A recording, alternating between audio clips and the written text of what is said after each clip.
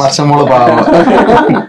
പക്ഷെ സംബന്ധിച്ച് പറയുകയാണെങ്കിൽ എല്ലാ കാര്യത്തിനും ഇവിടുത്തെ എല്ലാ കാര്യത്തിനും ആക്റ്റീവാണ്. ഈ പ്രായത്തിലൊക്കെ ഇവിടെ ക്ലീനിങ് സ്റ്റാഫ് ഒന്നും ഇല്ലെങ്കിൽ അമ്മമാരുടെ ഡയപ്പറൊക്കെ എടുക്കണമെങ്കിലും അവൾ ചെന്ന് മാറും. കാരണം നമുക്ക് ഒരറപ്പോ അങ്ങനെയുള്ള കാര്യങ്ങളൊന്നുമില്ല. ഞാൻ ഫസ്റ്റിലെ കാണുമ്പോൾ തന്നെ ഇവള് അമ്മമാരുടെയും കുഞ്ഞുങ്ങളുടെയും കൂട്ടത്തിൽ നിൽക്കുന്നതാണ് ഞാൻ കാണുന്നത്.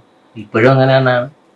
ആഹാരം കഴിക്കുന്നവരുടെ കൂടെ ഇരുന്ന ഉച്ചയ്ക്കൊക്കെ ഉച്ചഭക്ഷണമൊക്കെ ഇവിടെ ഓഫീസിൽ ജോലി കഴിഞ്ഞിട്ട് ഉച്ച സമയത്ത് ആഹാരം കഴിക്കുന്നവരുടെ കൂടെ ഇരുന്നാണ്.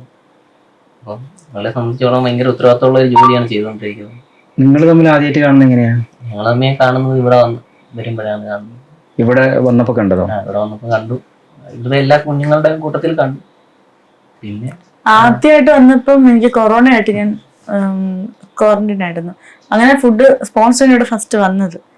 പിന്നെ രണ്ടാമത് അങ്ങനെ കൊറോണ സമയത്ത് ഇതിനകത്ത് ആരെയും കേട്ടത്തില്ല. അങ്ങനെ പിന്നെ അത് ഫോട്ടോസും വീഡിയോസും ഒക്കെ അയച്ചു തരുമായിരുന്നു അവിടുന്ന്.